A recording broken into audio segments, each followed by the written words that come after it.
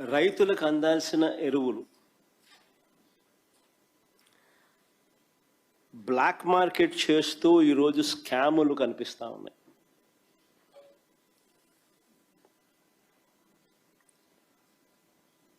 దాన్ని నిరసిస్తూ మా పార్టీకి సంబంధించిన నాయకులు, కార్యకర్తలు రైతులకు తోడుగా నిలబడుతూ రైతుల పక్షాన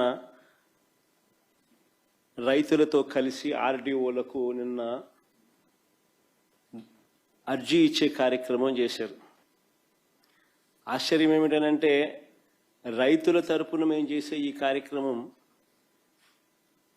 అడ్డుకుంటూ ఏకంగా పోలీసులు దీన్ని అనగదొక్కే కార్యక్రమం ఏ మాదిరిగా చేస్తారు అని చెప్పి చూస్తే ఆ నోటీసులు ఒకసారి చూపించండి, ఒకసారి ప్లే చేయండి ఒకసారి.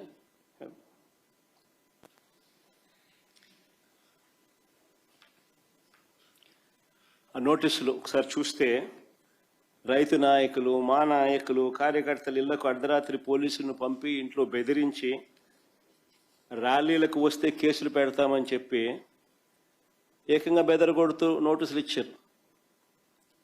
కాకాని గోవర్ధన్ సంబంధించిన కాకాని గోవర్ధన్కి ఇచ్చిన నోటీస్ అది. ఇంకా ముందు అమ్మ, ఇది కురసాల కన్నబాబు అన్నకి ఇచ్చిన నోటీస్ అది. ఈ పక్క లేళ్ళ అప్పిరెడ్డికి ఇచ్చిన నోటీసు, అంబటి రాంబాబుకి ఇచ్చిన నోటీసు, ఇంకా ఆ పక్క అనంత వెంకటరామరెడ్డికి ఇచ్చిన నోటీసులు.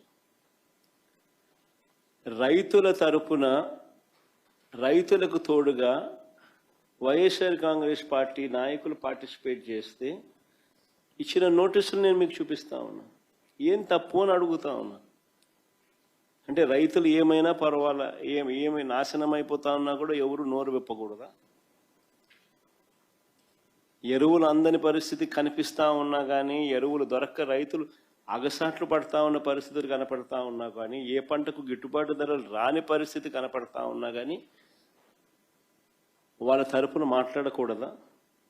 ప్రజాస్వామ్యం అనేది ఏ రకంగా ఖూనీ కాబడతా ఉందన్న దానికి ఇవన్నీ నిదర్శనాలు.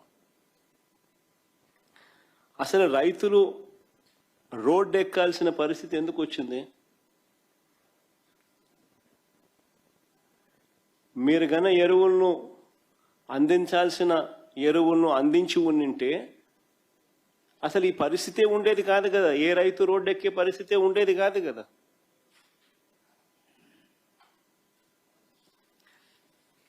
మీరు స్కాములు చేయకపోయినంటే ఎరువుల విషయంలో ఈ పరిస్థితి వచ్చి ఉండేది కాదు కదా.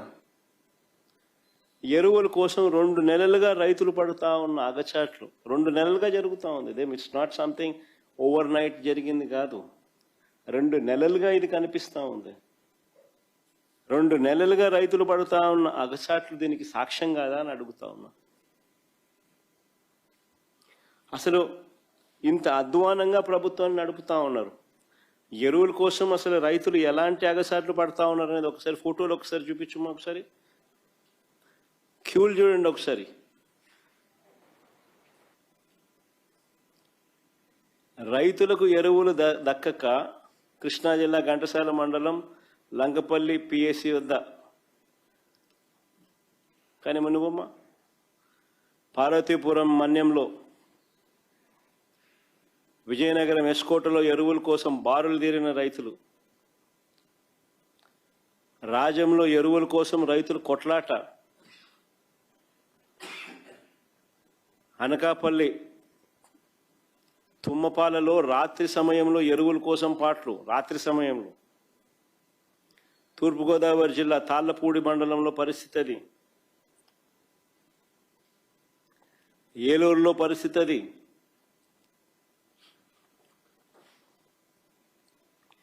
నూజివీడు నియోజకవర్గంలో పరిస్థితి అది,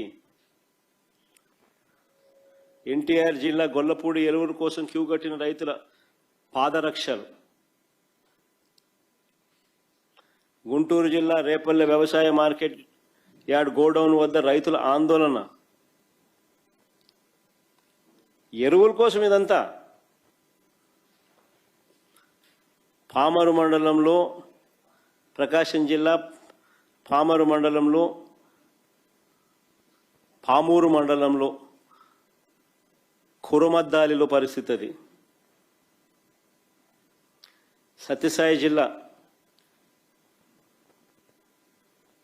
సోమందపల్లిలో పిఎస్సి వద్ద పరిస్థితి ఇది. అన్నమయ్య జిల్లా మదనపల్లెలో క్యూ లైన్లో పరిస్థితి ఇది. చిత్తూరు జిల్లా కుప్పం సొంత నియోజకవర్గం, చంద్రబాబు నాయుడు సొంత నియోజకవర్గంలో పరిస్థితి అది. ఏడన్నా దుంకి సావచ్చు చంద్రబాబు నాయుడు.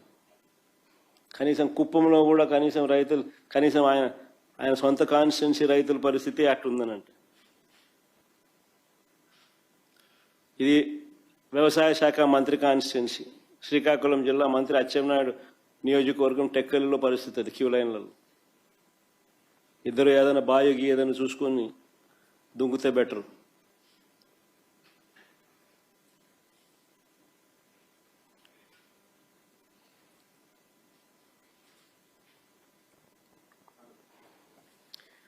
నేను ఒకటే అడుగుతా ఉన్నా మిమ్మల్ని అందరినీ కూడా, అసలు మీ ద్వారా ప్రజలందరినీ కూడా ఆలోచన చేయమని అడుగుతా ఉన్నది ఒకటే. వైఎస్ఆర్సిపి పాలనలో, అంటే మా పాలనలో గతంలో జరిగిన మా పాలనలో, వైఎస్ఆర్సిపి పాలనలో 5 ఏళ్లలో ఎప్పుడైనా ఎక్కడైనా రైతులు ఇలా ఎరువుల కోసం రోడ్డు ఎక్కడం ఎక్కడైనా చూశారా అని అడుగుతా ఉన్నా. Simple question. వైఎస్ఆర్సిపి 5 ఏళ్ల పాలనలో ఎప్పుడైనా ఎక్కడైనా ఇలా రైతులు ఎరువుల కోసం అగచాట్లు పడడం, రోడ్డెక్కడం ఎక్కడైనా ఎప్పుడైనా చూశారా అని అడుగుతా ఉన్నా. మరి ఎందుకు జరగలేదు? వైఎస్ఆర్సిపి ప్రభుత్వ హయాంలో ఎందుకు జరగలేదు? ఎందుకు చంద్రబాబు నాయుడు గారి హయాంలో మాత్రమే ఎందుకు జరుగుతూ ఉన్నాయి? అదే ముఖ్యమంత్రి పదవే కదా. అప్పుడు జగన్ ఉన్నాడు, ఇప్పుడు చంద్రబాబు ఉన్నాడు. అదే ముఖ్యమంత్రి పదవే, అదే అధికారులే. అప్పుడున్న అధికారులే, ఇప్పుడు కూడా అధికారులే, అదే అధికారులే. మరి ఎందుకు ఈ పరిస్థితి? ఇప్పుడు ఎందుకు ఆ పరిస్థితి ఉంది, అప్పుడు ఎందుకు ఆ పరిస్థితి లేదు? కారణం